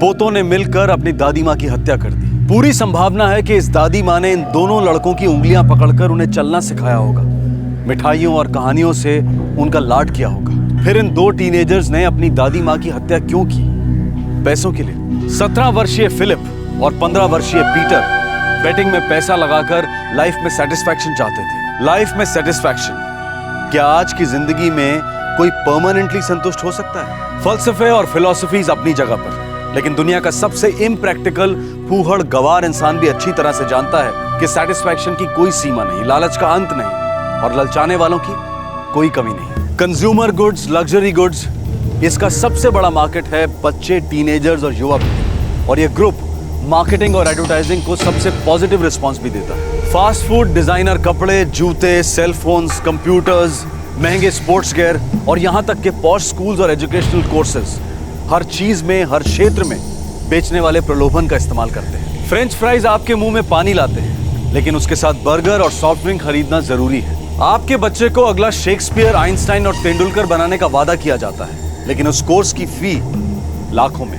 बेचने वालों द्वारा अपनी मार्केटिंग में एक सोचा समझा साइकोलॉजिकल आक्रमण किया जाता है, जिसमें हमें और हमारे बच्चों को यह महसूस कराया जाता है कि भाई अगर आपके पास ये फलाना प्रोडक्ट नहीं है तो आप खुश नहीं रह सकते, आप जीवन में पीछे रह जाएंगे, आप जिंदगी में फेल हैं। क्या इस दलदल से ऊपर उठना असंभव है? क्या हम अपने बच्चों को जरूरतों और आदतों के बीच का फर्क नहीं समझा सकते? कंज्यूमर गुड्स की इंडस्ट्रीज बच्चों के द्वारा आदतों के ज्वालामुखी को भड़काती है। पेरेंट्स और ग्रैंड पेरेंट्स इस लालच के लावा को शांत करने में एक बहुत बड़ी कीमत चुकाते हैं, कभी पैसों से तो कभी अपनी जान से। आज के इस केस में पेरेंट्स ने अपने दोनों बच्चों को फिजूल खर्ची के खिलाफ डिसिप्लिन करने की कोशिश की, लेकिन बच्चों ने अपनी दादी माँ के लॉकर से पैसा चुराने की कोशिश की ताकि वो बैटिंग से और पैसा बना सके और अपने ऐशो आराम की हर चीज खरीद सके। जब वो दोनों लड़के चोरी नहीं कर पाए तो उन्होंने अपने दादा का ध्यान कहीं और आकर्षित कर अपनी दादी के कत्ल का प्लान बनाया और उसे अंजाम भी दिया। इतनी कम उम्र में इन दोनों लड़कों ने इतनी ऊंचे लेवल की शातिरता का प्रमाण दिया, पर साथ ही असहनशीलता की एक नई मिसाल भी कायम की। इन दोनों भाइयों को फुटबॉल मैचेस के दौरान की गई बैटिंग के आकर्षण ने अपने लपेटे में ले लिया था। फुटबॉल हो या कोई भी खेल हो, हम कहते हैं कि खेल सिर्फ कला प्रदर्शन और अच्छी सेहत के लिए होना चाहिए, खिलाड़ियों और दर्शकों के आनंद के लिए होना चाहिए। पर शायद हमारी सोच को ओल्ड फैशन माना जाएगा, बेवकूफी माना जाएगा, क्योंकि आज की तारीख में स्पोर्ट्स का मैदान खिलाड़ियों के पसीने से नहीं बल्कि स्पॉन्सरशिप के पैसों से सींचा गया है। लेकिन गैर कानूनी बेटिंग ने ईमानदारी, गरिमा और स्पोर्ट्समैनशिप को क्लीन बोल्ड कर दिया। पता ही नहीं चलता कि असली गेम कौन खेल रहा है, खिलाड़ी कौन है और मोहरा कौन है। फुटबॉल बुकी राजेश शिरोडकर ने पीटर और फिलिप को बड़ी चालाकी से बहला फुसलाकर बैटिंग के मैदान में उतारा। दोनों लड़कों ने एक खेल खेला, जीत किसी की नहीं हुई, बस हार हुई इंसानियत की और नैतिक मूल्यों की। बच्चे जिद करेंगे, इमोशनली ब्लैकमेल करेंगे, लेकिन उनकी हर मांग को कबूल करना एक दस्तक है कि मांग पूरी ना होने पर बच्चे जल बिन मछली की तरह तड़प सकते हैं और जुर्म की जहरीली सांस ले सकते हैं। हम पूरे समाज को एक रंग में नहीं रंगना चाहते, पर हम ये जरूरी समझते हैं कि पालक होने के नाते हम अपने बच्चों को अलग अलग रंगों से परिचित करवाएं, उन्हें आगाह करवाएं। इन रंगों के ब्रश को अपने हाथ में थामे रखना आसान नहीं है। संस्कार और समझदारी मार्केटिंग की विशाल आर्मी के सामने अक्सर घुटने टेक देते हैं, लेकिन हमें लड़ते रहना है। महंगी क्लासेस द्वारा अपने बच्चों को गारंटीड शेक्सपियर, आइंस्टाइन या तेंदुलकर बनवाने के जाल में फंसने से ज्यादा बच्चों को इन महापुरुषों की जीवनियों से इंट्रोड्यूस करवाना ज्यादा सेंसिबल होगा। गांधी जी का एक मंत्र था, सादा जीवन उच्च विचार। इस मंत्र की अहमियत शायद आज के जमाने में सबसे ज्यादा है। आपसे फिर मुलाकात होगी क्राइम पेट्रोल दस्तक में एक और नए केस के साथ। इस तरह के और भी एपिसोड देखने के लिए हमारे चैनल को सब्सक्राइब करें और बेल आइकन दबाना ना भूलें।